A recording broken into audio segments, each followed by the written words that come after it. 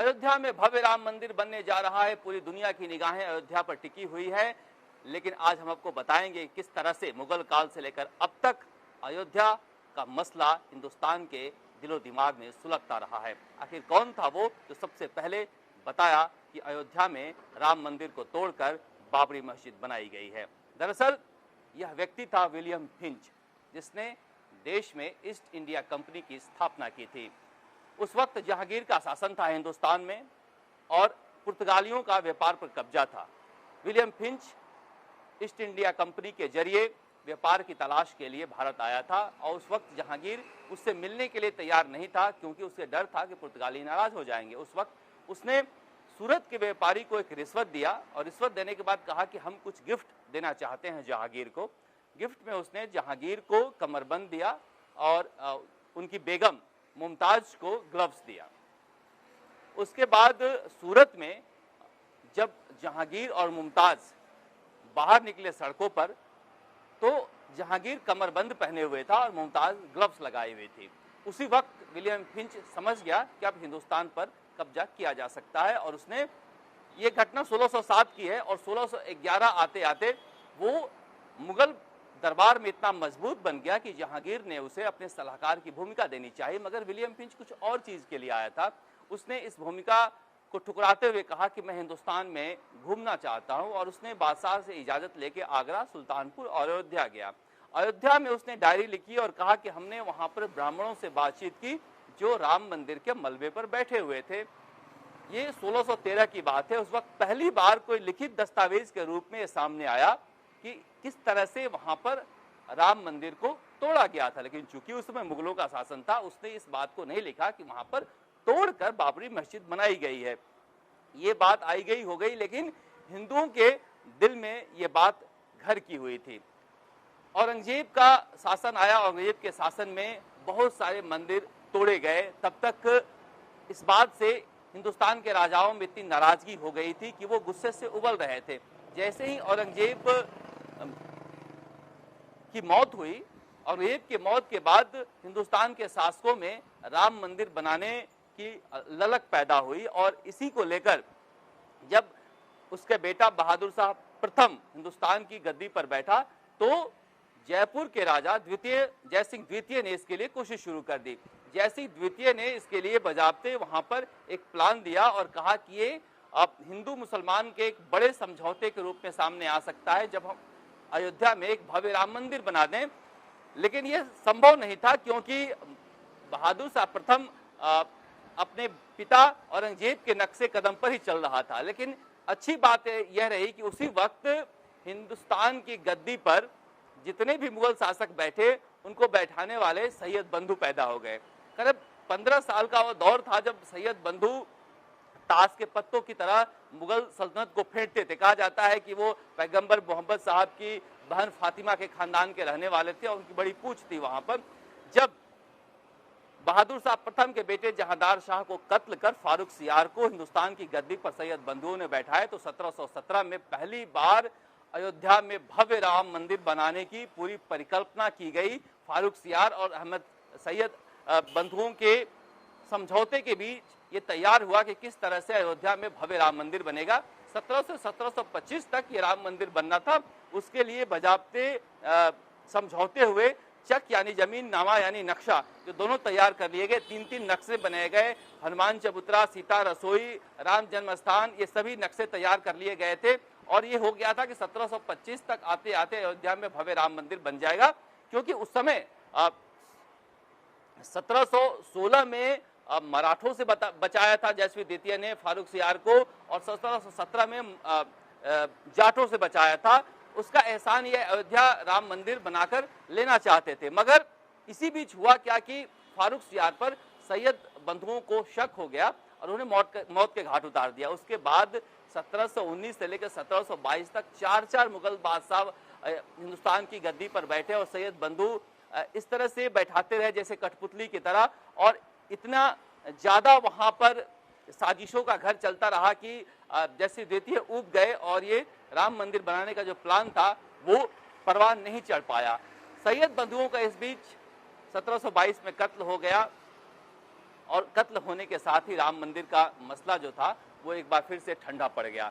अब ऐसा लगा कि राम मंदिर शायद नहीं बन पाएगा, लेकिन इस बीच अंग्रेज भारत में आए। अंग्रेजों के आने के बाद से राम मंदिर बनाने का जो सिलसिला था वो काफी तेज हो गया।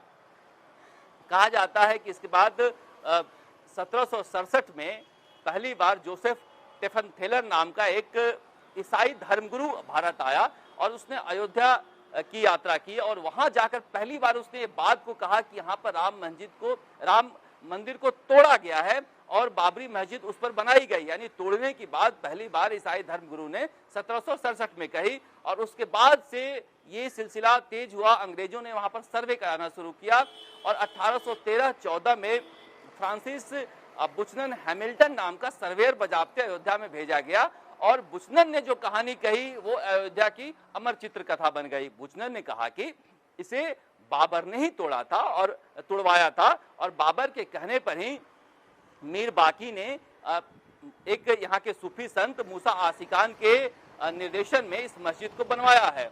उस वक्त ये जो कहानी बताई गई, ये कहानी पूरे हिंदुस्तान में मशहूर हुई कि किस तरह से बाबर ने इस मस्जिद को मूसा आसिकान के कहने पर बनवाया है।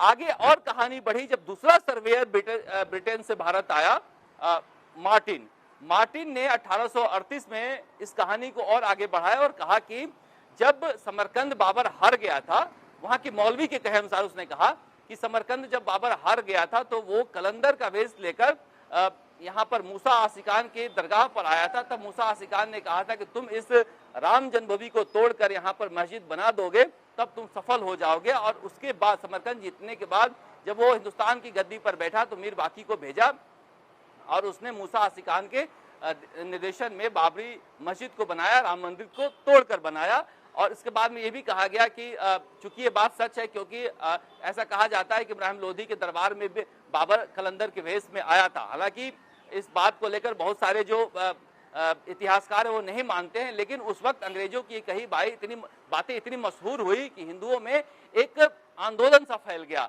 अब तक जो बातें थी वो इतिहास वेत्ता बता रहे थे, पौराणिक कथाओं में आ रहे थे, लेकिन अब तक आपने ये सुना कि इतिहासवेत्ताओं ने किस तरह से बताया कि यहाँ पर राम मंदिर को तोड़कर बाबरी मस्जिद बनाई गई है। लेकिन आगे हम आपको बता रहे हैं कि पहला राम मंदिर जन्मभूमि आंदोलन कैसे शुरू हुआ।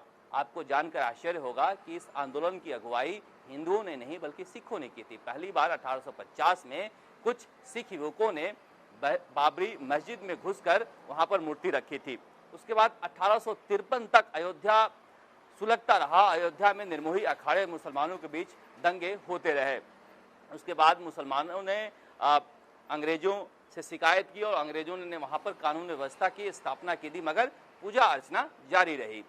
उसके बाद 1877 में जो बाबरी मस्जिद का संरक्षक था सैयद मोहम्मद असगर, वो फैजाबाद के कमिश्नर के पास पहुंचा कि यहाँ पर हिंदू जबरन पूजा पाठ कर रहे हैं। उसके बाद कमिश्नर अयोध्या पहुंचे और चूंकि वहां पर पूजा पाठ हो रही थी, इसके बावजूद कमिश्नर ने वहां पूजा पाठ बंद करवा दिया, कहते हुए कि ये बाबरी मस्जिद के स्थान है। कहा गया कि ये अंग्रेजों की साजिश है। लेकिन उसके बाद 1885 में राम चबूतरा के संरक्षक रघुवर दास जो है वो सब जज पंडित हरकिशन सिंह की कोर्ट में पहुंचे और उन्होंने कहा कि हम यहाँ पर पूजा पाठ कर रहे थे, उसके बावजूद यहाँ पर हमें रोका गया है। मगर सब जज ने उनकी अपील खारिज कर दी। उसके बाद रघुवर दास जो थे वो ईएम चैमियर की कोर्ट में पहुंचे और ईएम चैमियर जो सब जज थे उन्होंने ये फैसला दिया कि चूंकि ये साक्ष्य है कि यहाँ पर राम मंदिर था और उसको तोड़कर बाबरी मस्जिद बनाई गई है, मगर अब इतिहास को हम पलट नहीं सकते, इसलिए आप लोग यहाँ पूजा पाठ मत कीजिए। पहली बार यह फैसला इस तरह से दिया गया और किसी कोर्ट ने यह स्वीकारा कि यहाँ पर तोड़कर मस्जिद बनाई गई है। यही फैसला मील का पत्थर साबित हुई जब 30 दिसंबर 2010 को इलाहाबाद हाई कोर्ट ने अयोध्या मसले को लेकर फैसला सुनाया। इसी चैमियर के फैसले का एक सुधरा हुआ रूप था, मगर तब तक राम जन्मभूमि आंदोलन हिंदुस्तान के घर घर में प्रवेश कर चुका था। इसके बाद आगे की कानूनी लड़ाई चलती रही कोर्ट में, मगर वहां पर अयोध्या में कुछ साधु संतों के निर्देश में अखिल भारतीय रामायण परिषद का गठन 1946 में किया गया। 1946 में गठित इस संस्था के अधीन 1949 में गोरखनाथ पीठ के जो महंत थे दिग्विजय सिंह, उन्होंने 9 दिन के रामचरितमानस का पाठ शुरू किया और उसी 9 दिन के अंदर बाबरी मस्जिद के अंदर रामलला की मूर्ति विराजमान कर दी गई। जैसे ये बात प्रधानमंत्री पंडित जवाहरलाल नेहरू और गृह मंत्री वल्लभ भाई पटेल को पता चला, वो काफी नाराज हुए। उस समय के मजिस्ट्रेट जो के नायर थे, उनसे कहा कि आप मूर्ति को बाहर निकलवाइए, मगर के नायर जो थे उन्होंने मूर्ति निकलवाने के बजाय नौकरी से इस्तीफा दे दिया और चुनाव लड़के सांसद बन गए। आप समझा जा सकता है कि दिग्विजय सिंह और के नायर जैसे लोग संसद में केवल राम मंदिर आंदोलन को लेकर पहुंचे थे। वो दौर था जब कांग्रेस का पूरी तरह से कब्जा था, तब भी लोगों के दिलो दिमाग में राम मंदिर का मसला सुलग रहा था। आगे की कहानी आप जानते हैं, लेकिन आपने देखा किस तरह से 1528 में जो बाबर के शासनकाल में काम शुरू हुआ था राम मंदिर तोड़ने का, और आज के दिन किस तरह से प्रधानमंत्री नरेंद्र मोदी अब इसका शिलान्यास कर रहे हैं राम मंदिर बनाने का। तो इस तरह से हमने आपको कहानी सुनाई कि किस तरह से मुगलों के दौर में, अंग्रेजों के दौर में और आजाद हिंदुस्तान में राम मंदिर की लड़ाई चलती रही। राजस्थान तक के लिए शरद कुमार, जयपुर।